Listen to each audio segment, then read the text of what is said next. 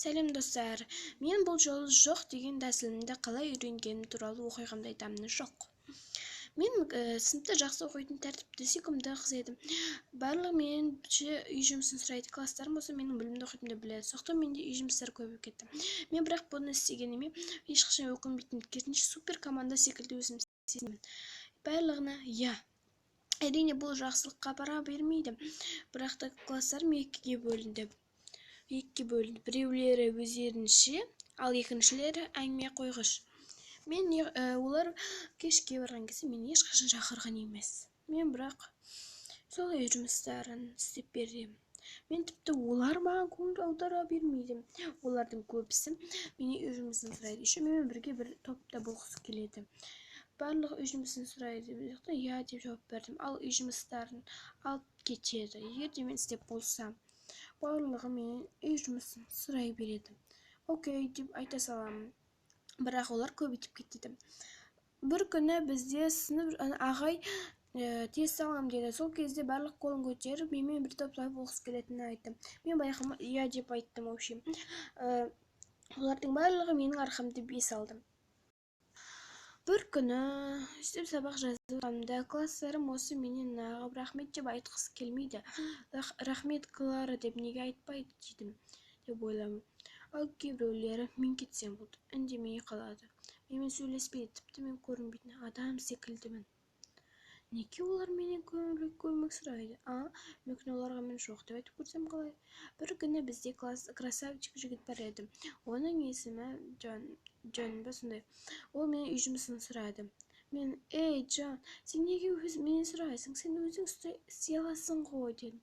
Ол бүйтіп тұрды да. Клара, неге қызғаншақ болып тұрсың? Қызғансақ болмасаңшы. Істеп бересің бір жерін кете ма? Дедім. Менің басқа амалым қалмады. Істеп бердім. Енді менің басқа амалым қалмады, бірақ үй жұмыстары көбейіп кетті. Менің енді жоқ дегенде точно үйренуім керек. Достарымның біразы маған көңіл аудара бермейді.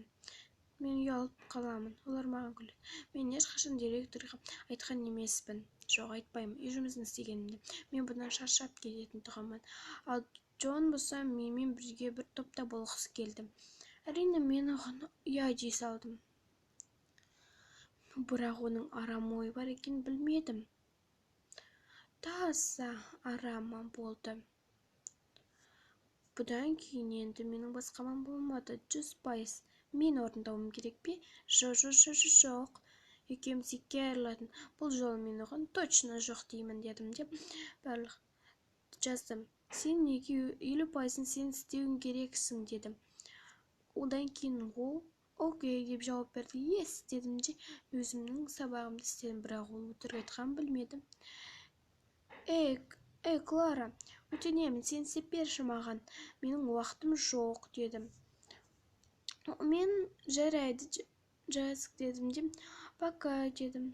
Please деді ол. Жарайды дедім. 11 болды.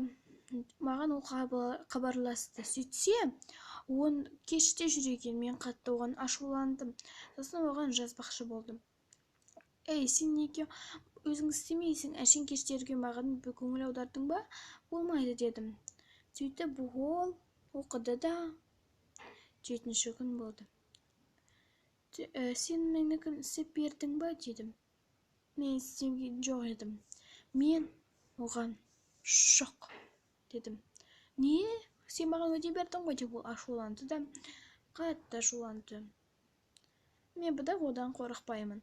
Сен екеуміз егер де істеп бермегенің не? Істеп берсеңші деді. Жоқ дедім. Егер де екеуміз істемесек, мұғалімнен 2 деген баға аламыз, білесің бе? Я дедім де кете бердім. Сен сондай ақымақсың дедім. Ал ол көңілге күшті болды, ал мен ойымды алып тұрдым. Оның не үшін көңілге күшті болып тұрғанын түсінбедім.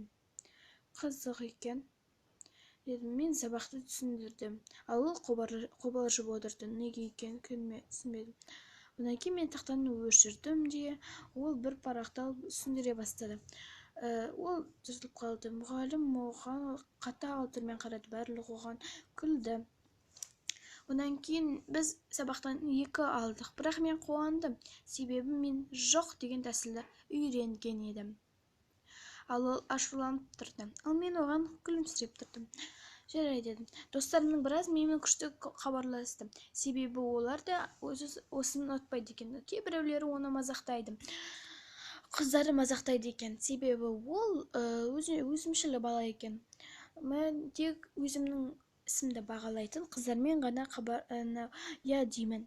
Олар маған әрқашан рахмет деп айтады. Керемет.